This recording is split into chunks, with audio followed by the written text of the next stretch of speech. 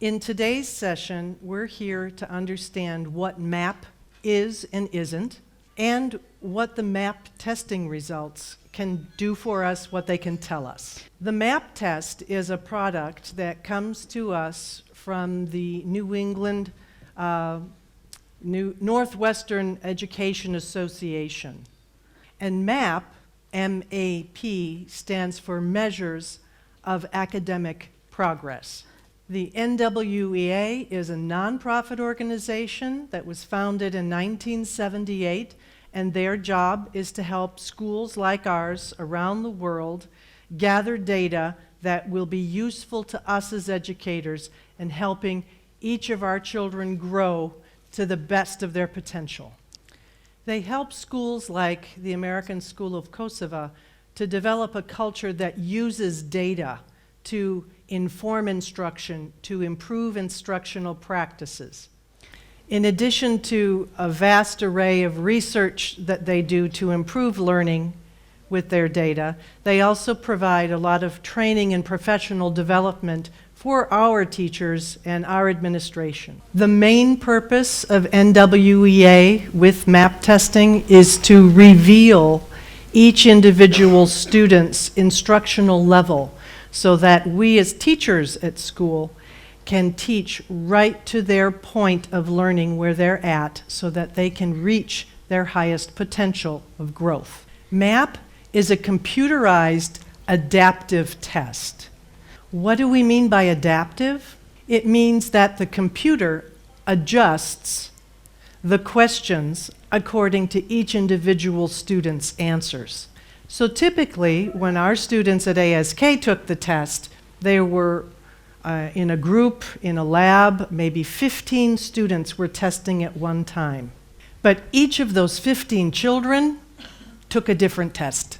They all sat down at the same time, they all logged in at the same time to take a reading test or a math test, but the questions that they each received were different from the people around them. Some of the questions start out quite easy, and then they are adjusted in terms of simplicity or complexity based on the student's answers. Every student experienced a question that was a stretch for them, one that was really challenging for them. In elementary, I know that is true, especially because they'd run up to me and say, "Miss Amy, I've never done this kind of problem before. How am I supposed to do well on this test?" And that's the nature of MAP testing. It's not just about understanding how many answers a student can get right, but the test is also designed to see how far a student can go with what they know.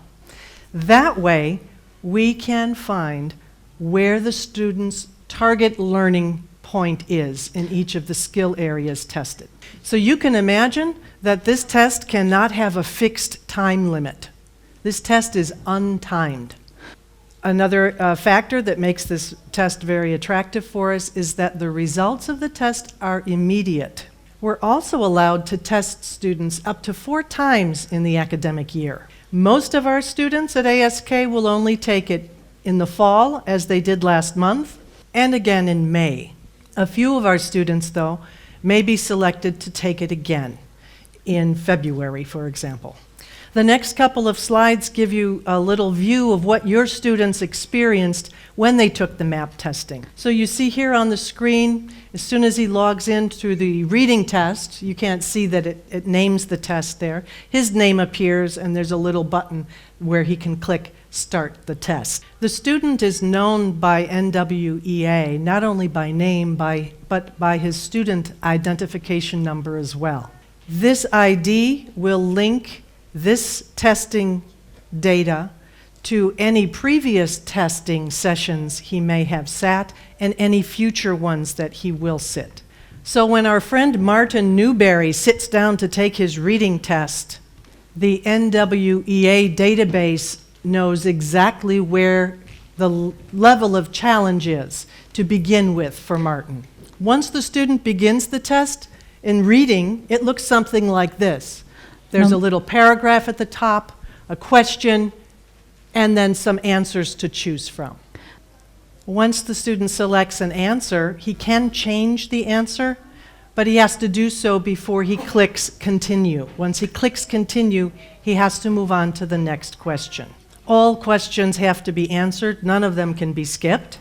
They answer every question before they move on to the next one. They can't go back.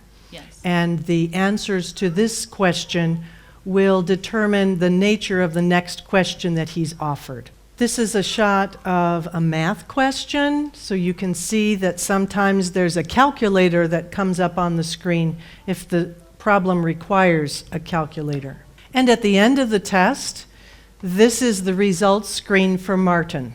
So his reading score is 195. This score is not the number of correct answers or the number of wrong answers.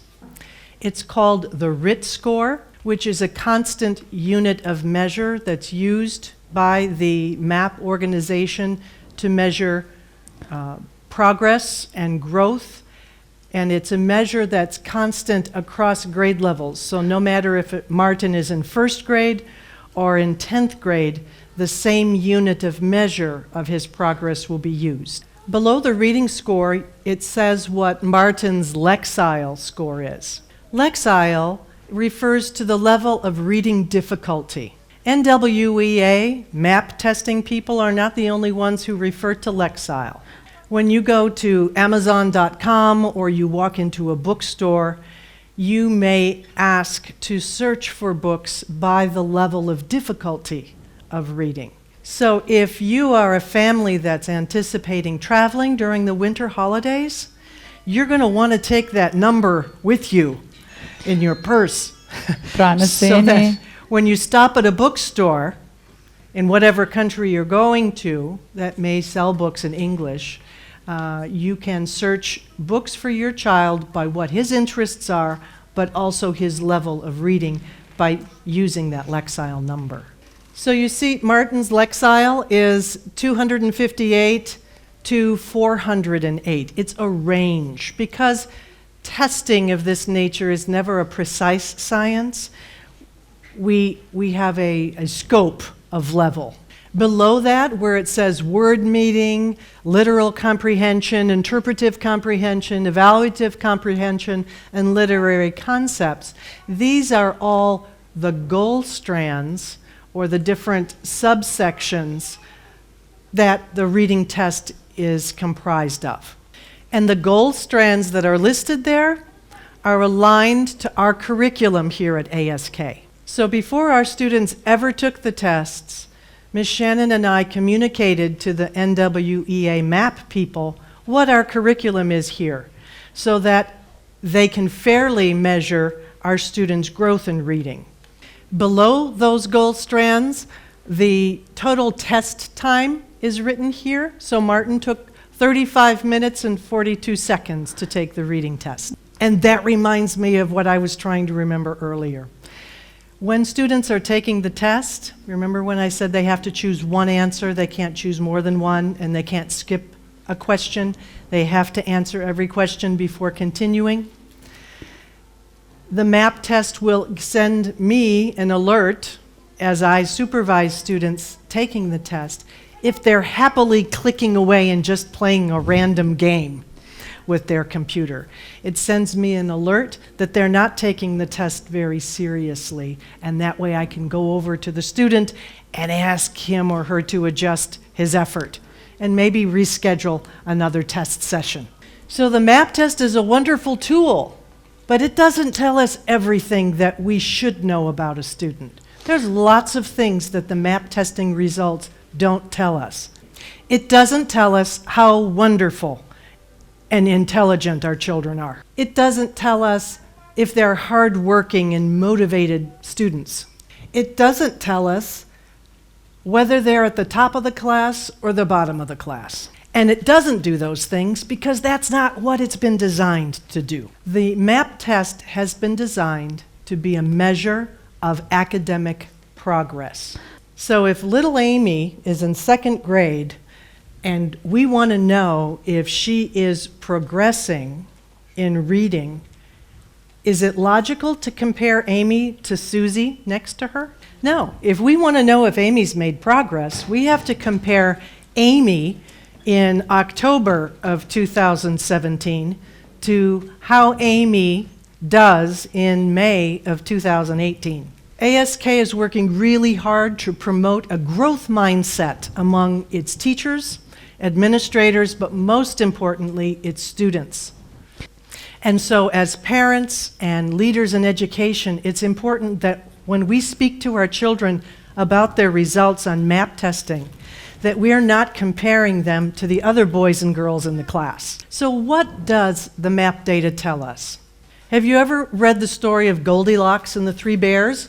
So we know that Goldilocks repeatedly goes through some things. She tries the porridge that's too hot or too cold, or it's just right. And then she tries the chairs and then the beds, and one is too hard, another is too soft, but the other one is just right.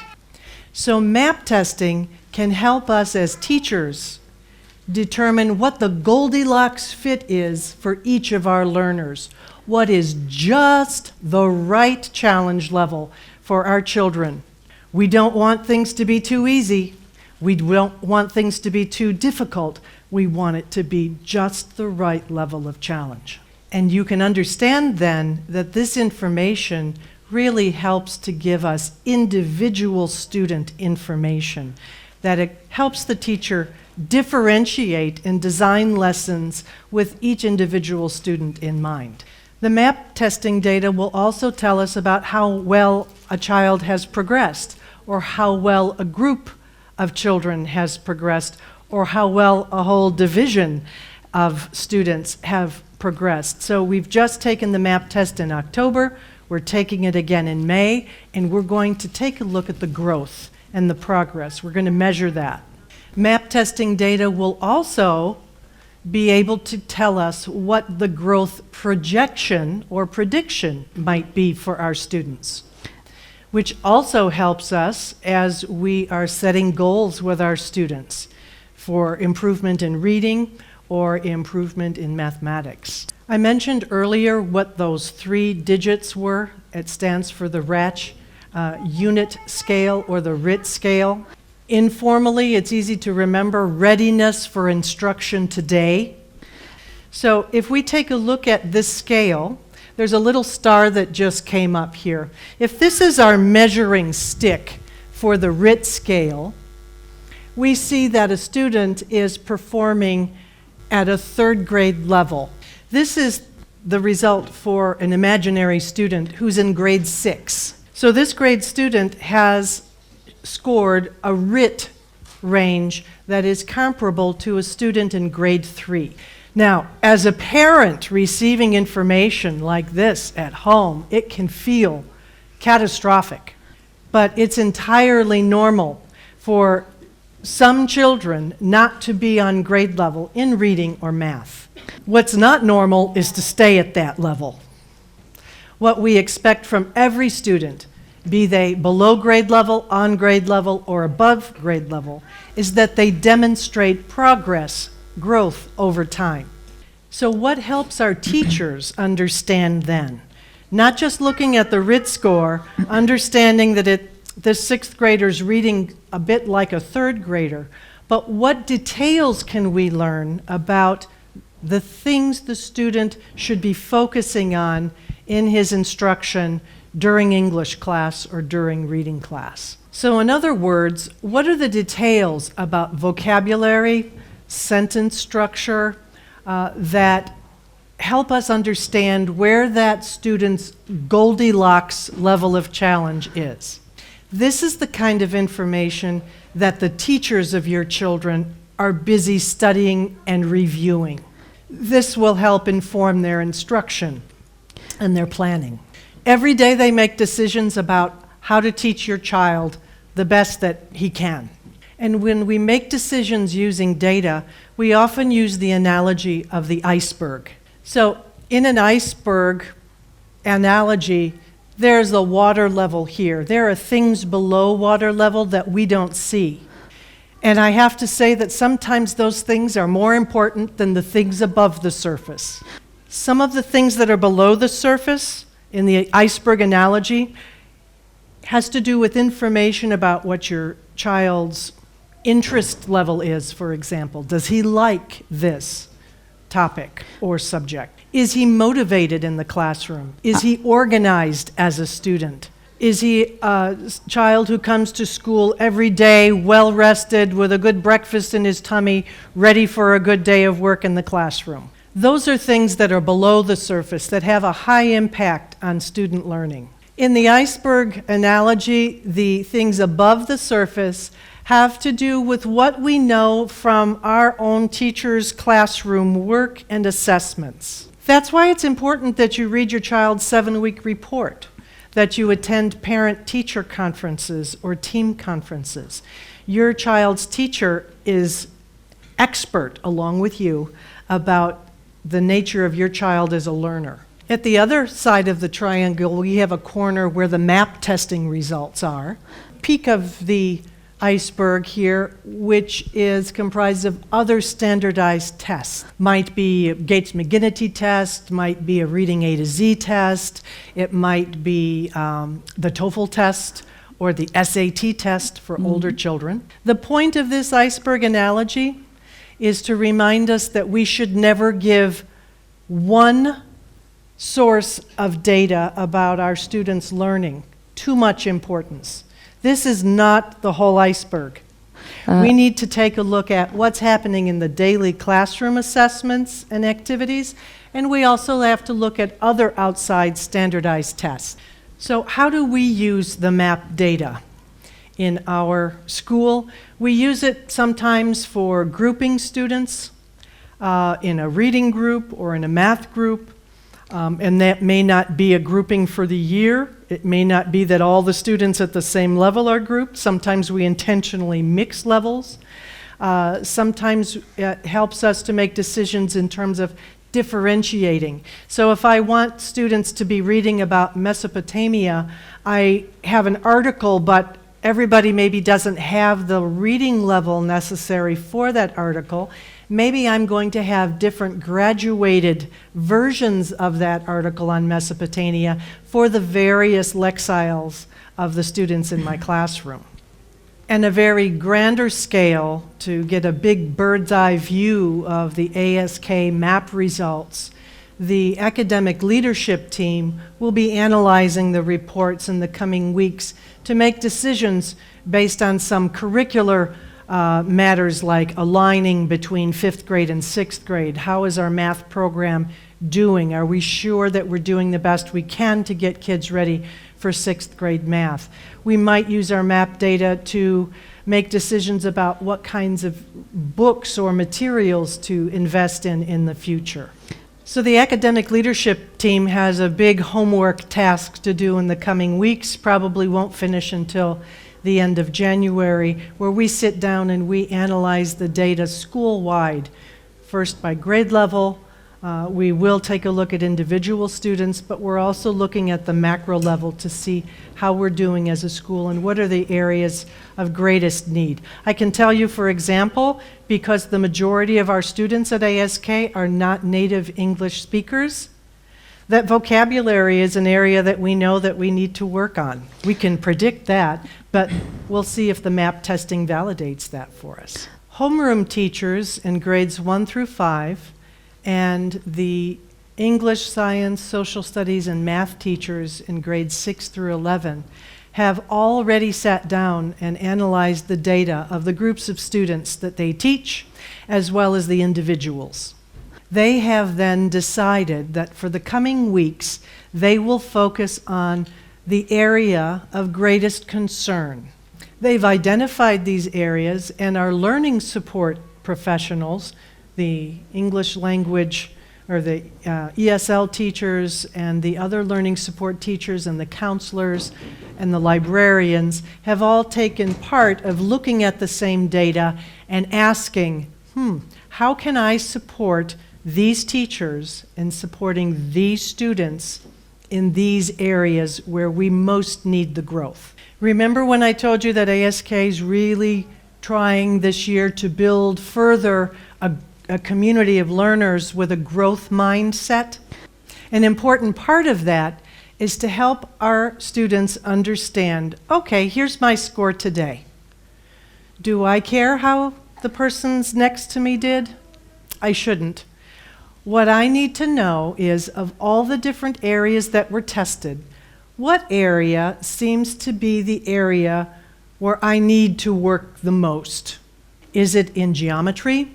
Is it in statistics and probability? Is it in my basic math facts? So my teachers, if I'm the student, my teachers have sat down with me and explained to me what are the areas of the test that I took and what is the area where I need to focus my attention. We're not talking about doing badly on part of the test. We're not talking about failing a part of the test. We're saying of all the different things that the MAP test tested, here are 2 areas that I need to work on more. And the teachers have guided their students in the past 2 weeks to set goals to grow in those 2 areas. 1 area in math, 1 area in reading. And they also help the students develop an action plan.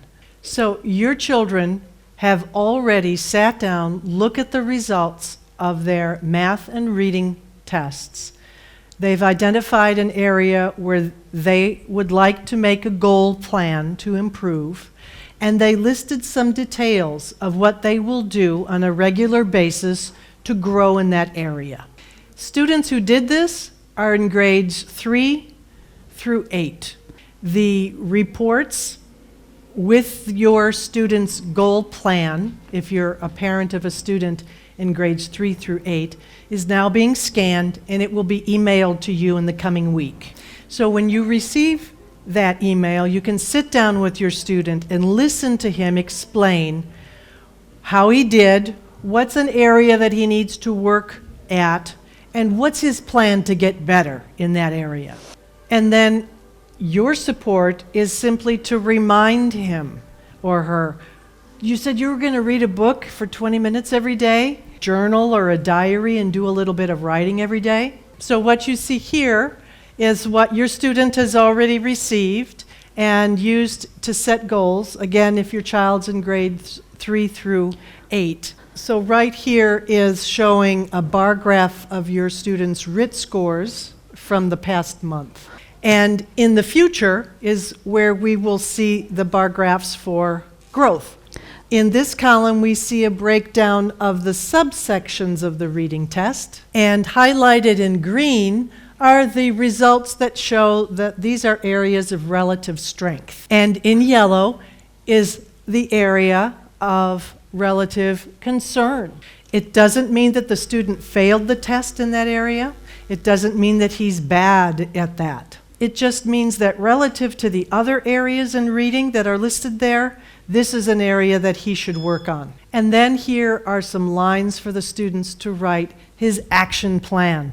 What is he going to do to grow in those areas? So the areas in yellow, what's his action plan to grow in those areas? So today, for most of the students who took the test, these reports are not highly informative in terms of progress, because most of our students have only taken the MAP test once in their lifetime. The beauty of MAP testing results comes after the student has taken the test multiple times. So this was an initiation, especially for first graders. It was a very new experience for them, as well as some of the other younger students. Overall, our students worked really hard. They took the test sessions very seriously. I know from the multiple emails and phone calls from parents that you're very anxious to know how your child did on the MAP test. You will receive the MAP report via email in the coming week, but remember, this is only one piece of a range of information that we should consider. It's no more important than your teacher's classroom assessments or other tests that your older student in high school may already have been taking. And one test session of MAP does not tell all.